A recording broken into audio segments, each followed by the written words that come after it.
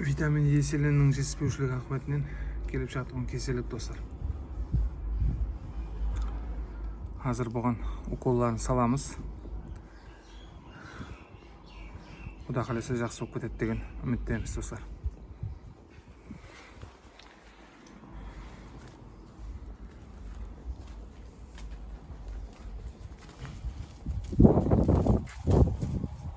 Ассалаумағалейкум, алдыңызда ветеринарный врач Бегалиев Тазабай. Бұл қозыға достар, сол алдыңғы аяқларында, буыларында ләңлену жағдайы болған, содан кейін яғни сол артқы аяғында да ләңлену жағдайы пайда болған, яғни дұрыстап баса алмайды аяқларын, алдыңғы аяғын һәм де артқы аяғын. Енді бұл жағдай, яғни сол қозылар арасында витамин Е селен жетіспеушілігі ақыбетінен болуы мүмкін. Бұл группасы витаминдер жетіспеушілігі ақыбетінен болуы мүмкін. Содан кейін травма нәтижесінде де болуы мүмкін достар. Енді бұл қозыға сол витамин Е селенменен бутасал 100 деген витаминді инъекция қылып жатырмыз.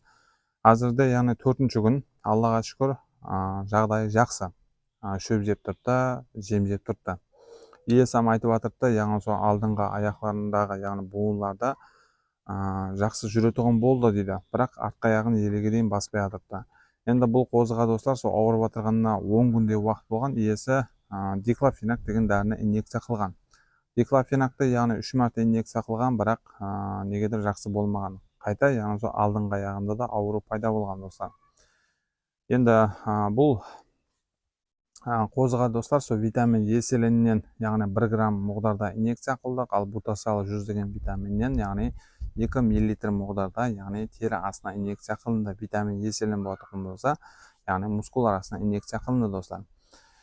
Құда қаласа сіздерге бұл қозының результатын көрсетуге әрекет етемін, яғни сол тәуір болса, құда қаласа сол тәуір болған видеоларын көрсетіп өтуге әрекет етемін достар.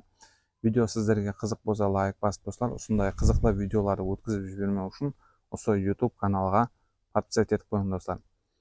Түсінбей тұрған сұрақтарыңызды комментарийда жазып қалдырсаңыз болады, я болмаса сол телефон номерде телеграм бар, сол телеграмға жазсаңыз сұрақтарыңызды қолымнан келгенше ответ беріп өтуге әрекет етемін. Болады достар, сау болыңыз, саламат болыңыз, сіздерменен көріскенше.